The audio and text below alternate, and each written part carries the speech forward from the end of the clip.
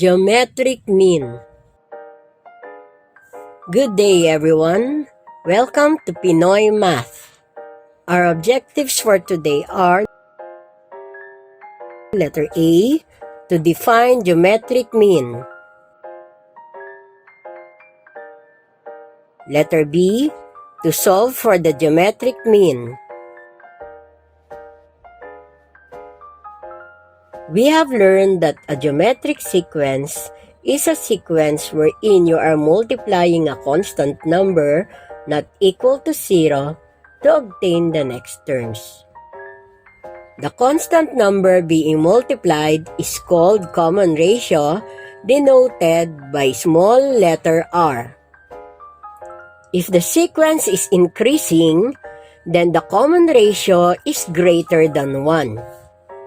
But if the geometric sequence is decreasing, the common ratio is greater than 0 but less than 1. We must also keep in mind that if the sequence has alternating signs, then the common ratio is negative. We also discussed that we may find the nth term or indicated term of a geometric sequence using the formula a sub n is equal to a sub 1 times the quantity r raised to the n minus 1, where a sub n is the nth term, a sub 1 is the first term, r is the common ratio, and n is the number of terms. For example, find the sixth term of the geometric sequence 2, 4, 8, and so on. Here, a sub 1 is equal to 2. The common ratio is equal to 4 divided by 2 or 8 divided by 4. And n is equal to 6. Makukuha ang common ratio sa pamamagitan ng pagdidivide ng succeeding terms sa previous terms.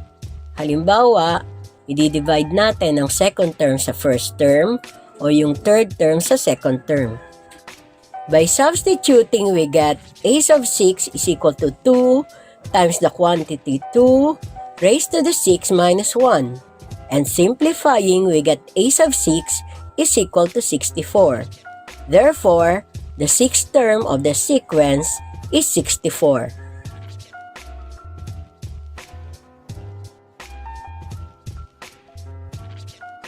Our new topic for today is geometric mean. Let us recall that arithmetic mean or means is a term or are terms between two terms of an arithmetic sequence.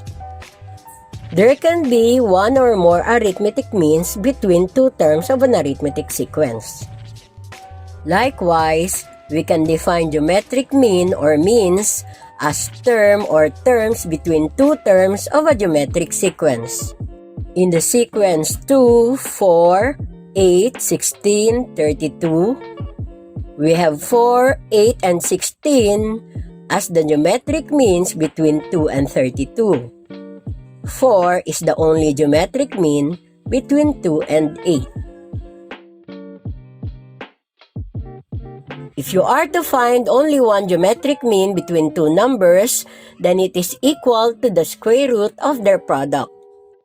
Geometric mean is equal to the square root of the products of a sub 1 and a sub n, where a sub 1 is the first term and a sub n is the nth term or last term.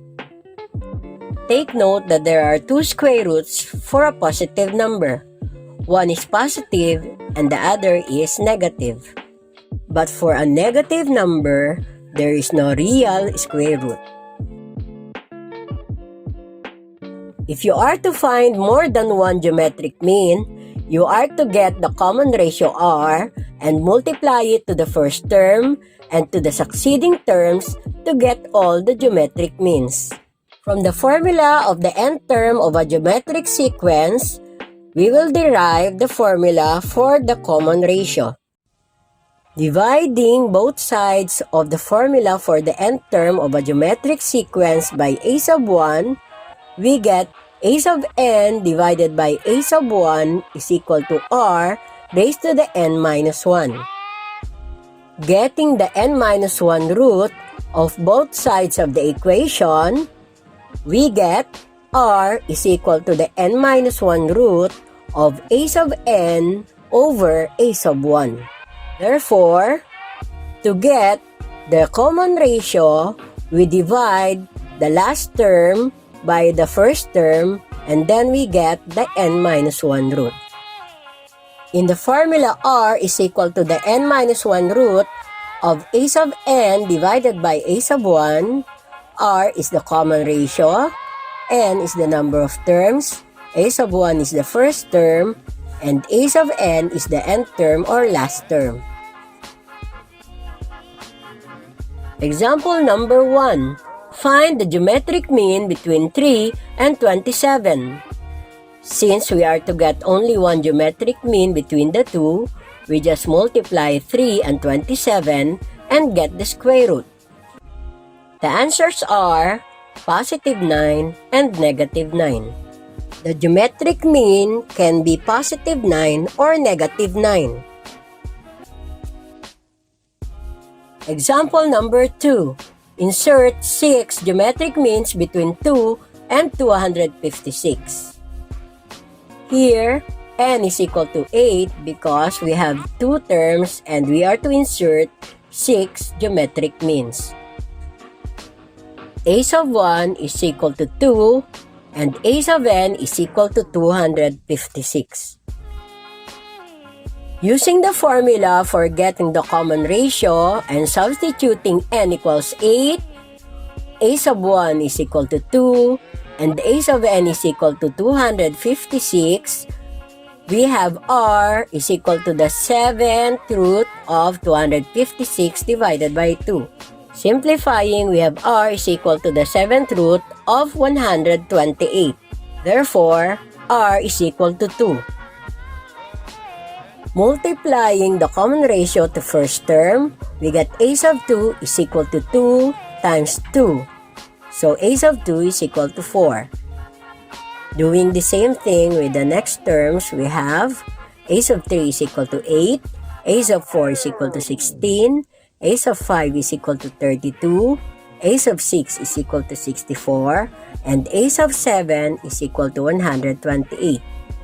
Therefore, the new geometric sequence is 2, 4, 8, 16, 32, 64, 128, and 256.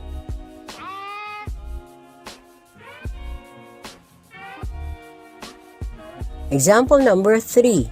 Insert 3 geometric means between 2/3 and 32 all over 243. Using the formula, we have r is equal to the 5 minus 1 root of 32 over 243 divided by 2 over 3.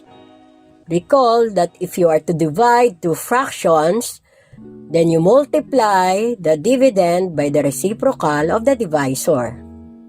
By doing so and getting the fourth root, we have r is equal to 2 over 3. To get the geometric means, we multiply r to a sub 1, so a sub 2 is equal to 4 over 9. Multiplying it again to r, we have a sub 3 is equal to 8 over 27, and multiplying a sub 3 to r, we get a sub 4 is equal to 16 over 81. The new geometric sequence is therefore 2/3, 4 over 9, 8 over 27, 16 over 81, and 32 all over 243.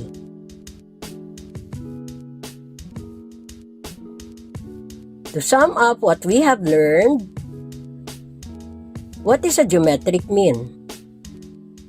Correct. It is a term, or these are terms between two terms of a geometric sequence.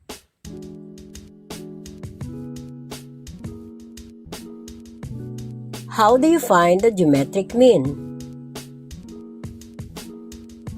If you are to get only one geometric mean between two terms of a geometric sequence, Then you multiply the two terms and get the square root.